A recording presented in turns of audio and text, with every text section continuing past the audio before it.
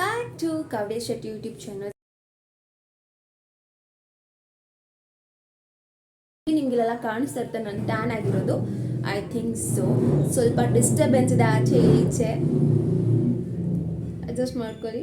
And ಇವತ್ತು ನಾನು daily vlog ಮಾಡ್ತಾ ಇದ್ದೀನಿ. ಬೆಳಗ್ಗೆ 8 ಗಂಟೆಗೆ ವಿಡಿಯೋ ಸ್ಟಾರ್ಟ್ ಮಾಡಿದ್ದೀನಿ. ಫ್ರೆಶ್ ಅಪ್ ಆಗಬೇಕು, ನನ್ನ ಫ್ರೆಂಡ್ ಮದುವೆ ಇದೆ, ಅಲ್ಲಿ ಹೋಗಬೇಕು. ಸೊ ಆದಷ್ಟು ನಾನು ಕ್ಯಾಪ್ಚರ್ ಮಾಡ್ತೀನಿ. ಇದು ಡೈಲಿ ಬೇಸ್ ವ್ಲಾಗ್ ಅಂದ್ಕೊಳ್ಳಿ. ಸ್ವಲ್ಪ ಹಾಕ್ತೀನಿ, ಪೂರಾ ಡೇಸ್ ಆಗ್ತೀನಿ ಅಲ್ವ ನನಗೆ ಗೊತ್ತಿಲ್ಲ. ಆ್ಯಂಡ್ ಫಸ್ಟ್ ಟೈಮ್ ಏನಾದರೂ ವೀಡಿಯೋ ನೋಡ್ತಾರೆ ಪ್ಲೀಸ್ ಸಬ್ಸ್ಕ್ರೈಬ್ ಆಗೋದನ್ನ ಮರಿಬೇಡಿ. Stay tune. So finally ready ಆದೆ. ನಾನು ಸಿಂಪಲಾಗಿ ಹೋಗ್ತಾ ಇದ್ದೀನಿ ಅನ್ಸುತ್ತೆ, ಡ್ರೆಸ್ ಕೂಡ. ಸೊ ಚೌಟ್ರಿ ಹತ್ರ ಹೋಗಿ ಹೇರ್ ರಿಮೂವ್ ಮಾಡ್ತೀನಿ. ನಾರ್ಮಲ್ ಕ್ಲಿಪ್ ಹಾಕೊತೀನಿ ಅಷ್ಟೇ. ಫ್ರೀ ಹೇರ್ ಅಂತೂ ಬಿಡಲ್ಲ. ಈ ಶೇಲಂತೂ ಗೊತ್ತು ಎಷ್ಟು ಕಷ್ಟ ಆಗುತ್ತೆ ಅಂತ. ಬಸ್ಸಲ್ಲಿ ಹೋಗ್ತಾ ಇರೋದ್ರಿಂದ ಈ ಥರ ಹೋಗ್ತಾ ಇದ್ದೀನಿ. ಅಲ್ಲಿ ಚೌಟ್ರಿಲಿ ಫ್ರೆಂಡ್ಸ್ ಸಿಕ್ಕಿದ್ರೆ ಅವ್ರ ಜೊತೆ ಒಂದು ಕ್ಯಾಪ್ಚರ್ ಮಾಡಿ ಹಾಕ್ತೀನಿ. ಮೈಟ್ ಬಿ ಗೊತ್ತಿಲ್ಲ ಯಾರು ಸಿಗ್ತಾರಂತ, ನೋಡೋಣ. ಈ ವಿಡಿಯೋನ ನಾನು 3 ವೀಕ್ಸ್ ಆದಮೇಲೆ ಎಡಿಟ್ ಮಾಡಿ ಹಾಕ್ತಾ ಇದ್ದೀನಿ. ಎಷ್ಟು ಸೋಂಬೇರಿ ಆಗಿದ್ದೀನಿ ಅಂದರೆ ವಿಡಿಯೋ ಇದ್ರೂ ಕೂಡ ನಾನು ಎಡಿಟ್ ಮಾಡೋಕ್ಕಾಗ್ತಾ ಇಲ್ಲ. ನಾನು ಮತ್ತು ನನ್ನ ಕ್ಲಾಸ್ಮೇಟ್ ಭಾಗ್ಯ ಅಂತ ಹೋಗಿದ್ವಿ. ಇದು ಸತ್ಯಪ್ರಸಾದ್ ಅಂತ ನನ್ನ ಸ್ಕೂಲ್ಮೇಟ್. ಅವ್ರ ಮದುವೆಗೆ ಅಂತ ಹೋಗಿದ್ದಿದ್ದು. ಇದು ಬಂದು ಕನಕಪುರ ರೋಡಲ್ಲಿದೆ. ಹೋಗಿದ್ದು ಕೂಡ ಲೇಟ್ ಆಗಿತ್ತು. ಸೊ ವಿಶ್ ಮಾಡಿ ಊಟ ಮಾಡಿಕೊಂಡು ಅಲ್ಲೇ ಒಂಚೂರು ಕ್ಯಾಪ್ಚರ್ ಮಾಡಿದ್ವಿ. ಊಟ ಮಾತ್ರ ಚೆನ್ನಾಗಿತ್ತು.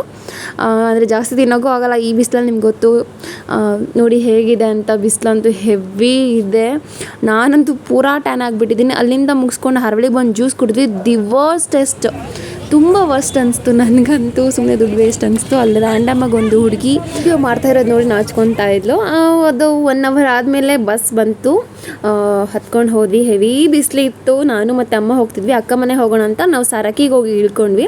ಆಮೇಲೆ ಅಮ್ಮ ಏನೋ ಬೇಕ್ರಿಲಿ ತೊಗೊಂಬರ್ತೀನಿ ಅಂತ ಹೇಳಿದ್ರು. ಸೊ ಹಾಗಾಗಿ ನಾನು ಸಾರಕ್ಕೆ ಬಸ್ ಸ್ಟ್ಯಾಂಡಲ್ಲಿ ಕೂತಿದ್ದೆ. ಅಲ್ಲಿ ಹಸು ನೋಡಿ ಎಷ್ಟು ಬ್ಲೀಡ್ ಆಗ್ತಾಯಿದೆ ಅಂದರೆ ನನಗೆ ಒಂಥರ ಆಗ್ತಾಯಿತ್ತು. ಇನ್ನು ಅದನ್ನು ಹೆಂಗೆ ಕಟ್ ಮಾಡಿ ತಿಂತಾರೆ ಹಸುನ ಅಂತ. ಅಲ್ಲಿಂದ ಓಲೋ ಬುಕ್ ಮಾಡೋಕ್ಕೆ ಟ್ರೈ ಮಾಡಿದೆ. ಎಷ್ಟೇ ಆದರೂ ಆಗ್ತಾಯಿಲ್ಲ. ಮಧ್ಯಾಹ್ನ ಬೇರೆ 1 to 3 ಕೇಳ್ತಾರೆ ಆಟೋದವ್ರು. ಮಿನಿಮಮ್ ಚಾರ್ಜಸ್ ಇರೋ ಕಡೆ 100 ರೂಪೀಸ್ ಕೇಳಿದ್ರು. ಯಪ್ಪ. ಇದಾದಮೇಲೆ ನೆಕ್ಸ್ಟ್ ಡೇ ವಿಡಿಯೋ ನಾನು ಕಂಟಿನ್ಯೂ ಮಾಡ್ತಾ ಇದ್ದೀನಿ. ಇಲ್ಲಿ ವಿಡಿಯೋನ ಕಂಟಿನ್ಯೂ ಮಾಡಿಲ್ಲ. 2-3 ಡೇಸ್ ಬ್ರೇಕ್ ತೊಗೊಂಡೆ. ಸೊ ಇವತ್ತು ವಿಡಿಯೋನ ಕಂಟಿನ್ಯೂ ಮಾಡ್ತಾ ಇದ್ದೀನಿ. ಏನು ಮಾಡ್ತೀನಿ ಅಂತ ನೋಡ್ಬೋದು. ಒಂದು ರೆಸಿಪಿ ಏನೋ ಟ್ರೈ ಮಾಡ್ತೀನಿ. ಬಟ್ ಅದು ಕೂಡ ಓನಲ್ಲ, ಎಲ್ಲೋ ನೋಡಿ ಮಾಡ್ತಾ ಇದ್ದೀನಿ. ನೋಡೋಣ ಹೆಂಗೆ ಬರುತ್ತೆ ಅಂತ.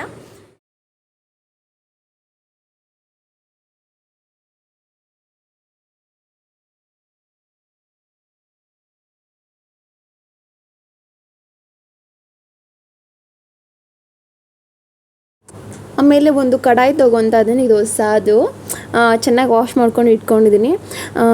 ಇದು ಫುಲ್ಲು ಡ್ರೈ ಮಾಡಿಕೊಂಡೆ, ನೀರಿತ್ತು ಸ್ವಲ್ಪ. ಅದಕ್ಕೆ ಏನು ನಾನು ರುಬ್ಬಿಟ್ಕೊಂಡಿದ್ದೆ ಅಲ್ವಾ, ಅದನ್ನು ಆ್ಯಡ್ ಮಾಡ್ಕೊತಾ ಇದ್ದೀನಿ.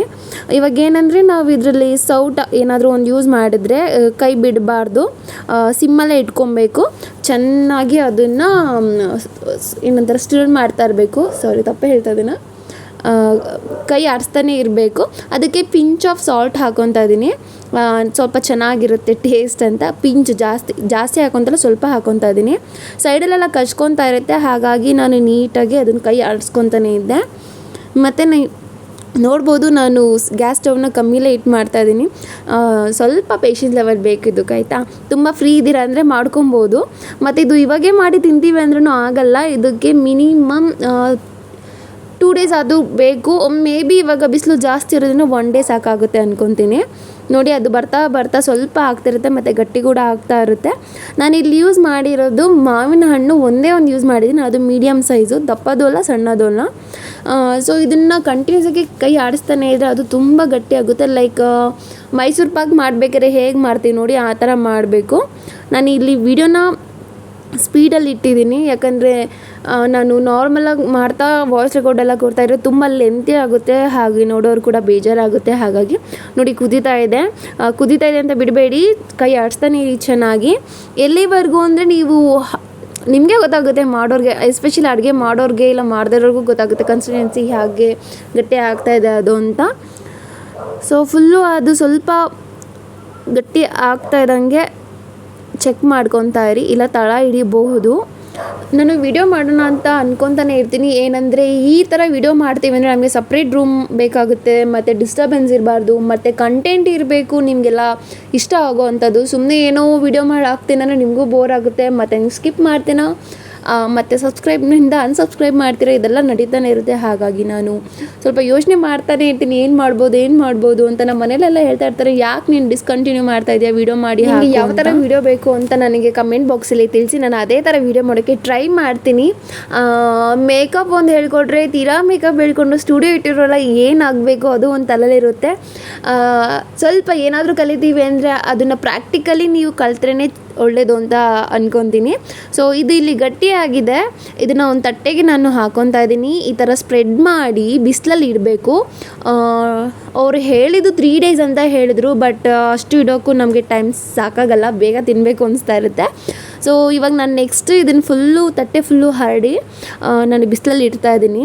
ಏನು ಮಾಡಿದ್ದೀನಿ ಅಂದರೆ ಕೆಳಗಡೆ ಇಡೋಕ್ಕೆ ಇಷ್ಟ ಆಗಿಲ್ಲ, ಹಾಗಾಗಿ ಒಂದು ಬಕೆಟ್ನ ದಬ್ಬಾಕ್ಬಿಟ್ಟು ಅದ್ರ ಮೇಲೆ ಇಟ್ಬಿಟ್ಟಿದ್ದೀನಿ. ನೀವು ನೋಡ್ತಾ ಇರ್ಬೋದು, ಇದು 1 ಡೇಗೆ ಲೈಕ್ ನಾನು ಇಟ್ಟಿದ್ದು 12 ಅಂದರೆ 5:30 ಈ ಥರ ಕಾಣಿಸ್ತಾ ಇರೋದು. ಅದು ನಾನು ನೆಕ್ಸ್ಟ್ 1 ಡೇ ಆದಮೇಲೆ ತೆಗ್ದೆ.